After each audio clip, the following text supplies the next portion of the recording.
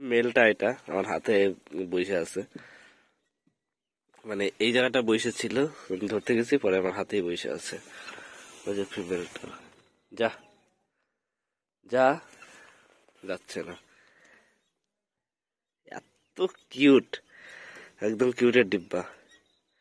চোখগুলা দেখো তো, একদম লাল সুন্দর রিং একদম চারপাশে।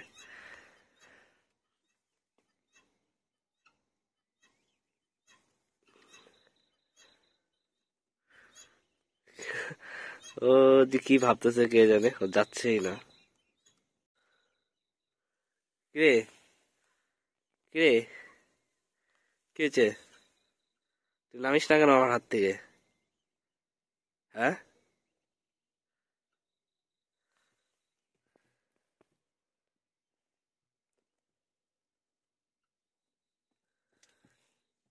তো মানে কি বলবো, হয়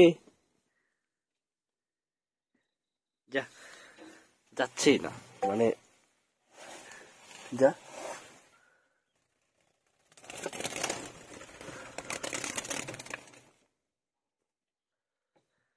না, ওরা হলো ভয় পাচ্ছে, তো খাঁচায় ঢুকে যা। আমি ধৈরেই ওদের খাঁচায় রেখে দিই আজকে, কারণ ওরা ভয় পাচ্ছে, ধৈরে রেখে দিই। যা, মানে এই যে আরেকটা, ওই যে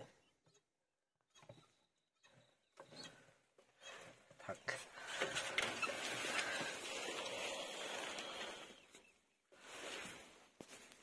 তো এখন জল দিলাম, জল দেওয়ার সঙ্গে সঙ্গে আইসে জল খাচ্ছে।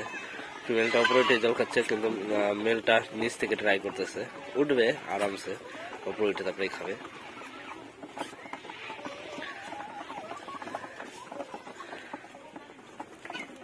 চলে গেল আবার জায়গার মতো হয়ে যাবে ওখানে।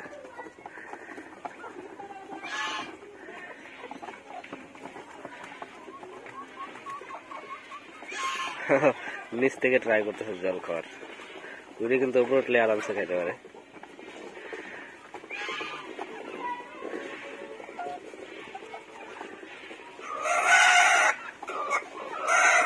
দেখি উঠে কি না, নাকি নিচ থেকে খালি খাওয়ার চেষ্টা করে।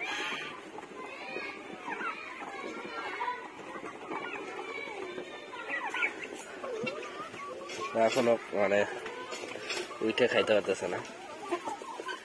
এমনি সময় উইটে খাবার খায়, এখান থেকে উইটে দানা খায়, কিন্তু এখন কেন উঠতেছে না কে জানে।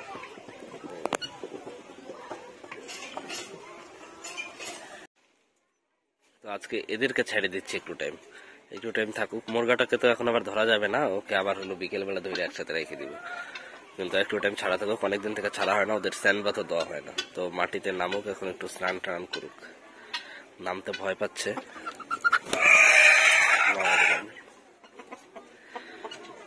এই যে আসছে দুইটা ঠোকানোর জন্য,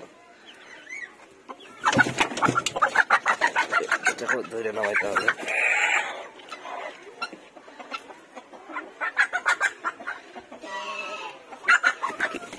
কি পাজি আইসি ঠকানো শুরু। মুরগাটা অনেকদিন পরে নামলো, কিন্তু এই তিতিরটার সাথে, তিতিরটা ওইটাকে প্রচুর ঠকায়, তো তিতিরটার সাথে পারে না, ওই যে ছাড়ার সঙ্গে সঙ্গে ঠকাঠকি শুরু। আর এই মুরগিটা এই যে, আর সাদাটা ওই যে থাকুক একটু ছাড়া থাকুক, কিন্তু যতটুকু থাকবে দেখে রাখতে লাগবে, তাছাড়া এগুলা হলো প্রচুর শয়তান। খালি এখন ওদের দিকেই যাওয়া, ওদের এখন কোনো কাজ নাই, শুধু ওদের দিকেই। দুইটা পাথর টাথর খাওয়ার ব্যস্ত, কারণ বালি পাথর দেওয়া হয় না, আর ওদের বালি পাথর একটু হজমের জন্য খুবই দরকার, ডাইজেস্টের জন্য বালি পাথর খুবই দরকার।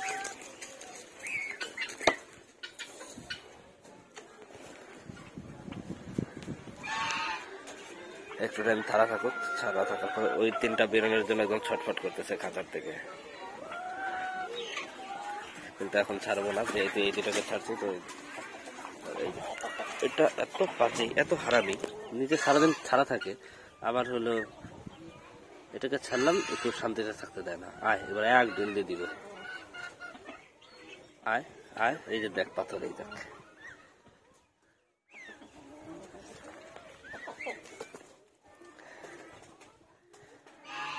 অনেক দিন পরে মুরগাটা মাটিতে নামলো, অনেক দিন বলতে অনেক দিন, 1.5 মাস তো হয়েই গেছে ওকে আটকে রাখছি।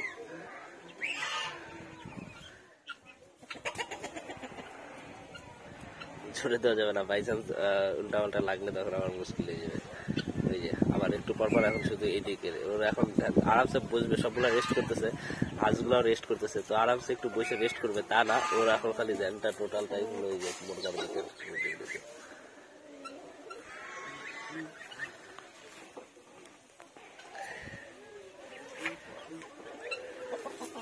মুরগাটার গেট আপ অনেকটা চেঞ্জ হয়ে গেছে, মানে একদম কালারফুল হয়ে গেছে। আগে যেমন কালো কালো ছিল, এখন একদম লাল লাল হয়ে গেছে, একদম কালারফুল হয়ে গেছে। অনেকদিন থেকে যে আটকানো আছে, ভয় ভয় পেয়ে গেছে, তো ওরা আমার কাছে চলে আসলো।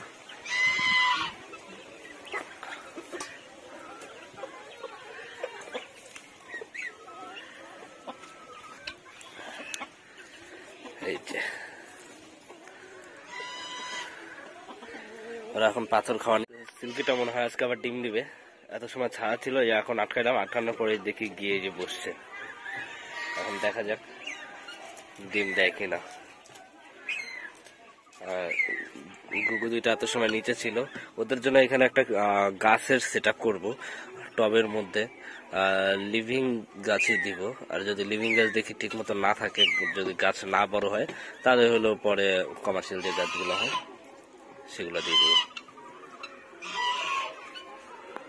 আর এইদিকে হলো মুরগিগুলো, এদের গাছকে ছাড়ি নাই একটাকেও। এই যে আমার কালো সুন্দরী, সব থেকে সুন্দর মুরগিটা, একদম ওর মার মতোই হবে, ছোট্ট খাট্ট গোলগাল, মানে একদমই ছোট হবে। দেশি মুরগি কিন্তু মানে একদম ছোট হবে, ওর মা যেমন ছোট ও হবে ওরকম ছোট। ওই মুরগিটা একটু বড় হতে পারে, এটাও একদম ছোট হবে মুরগিটা। ওই যে খরগোশটা ভেতরে ঢুকে বসে আছে, কেবল বেরোয়ছিল আর এত তাড়া করে আবার ঢুকাই দিল ভেতরে। নেট এখনো আনা হয় না, নেট আইনে 4-5টা আবার ফ্রেশ করে নেট লাগায়, তারপরে সবগুলা এইগুলা ওই পাশে যেগুলো আছে সেগুলা উপরের গুলা, মানে সব মুরগি তখন ছাড়িয়ে রাখবো। কারণ মুরগি খাঁচায় থাকলে ঠিক মতো টাইম মতো খাবার দাওয়া হয় না, একদম দুর্বল হয়ে যাচ্ছে। আর ছাড়া থাকলে অনেকটা ছাড়া জায়গা আছে, খোলা জায়গা আছে, অনেকটা আরামসে ঘুরে বেড়াবে নিজেদের মতো করে। তো আনবো দেখি, কালকে বলি, কারণ মঙ্গলবারে হয়তো আমাদের এখানে মঙ্গলবারে ক্রান্তিতে হাট আছে, তো ক্রান্তি থেকেই নেট ভালো পাওয়া যায়, তো সেখান থেকেই হয়তো এই মঙ্গলবারে গিয়ে নিয়ে আসবো।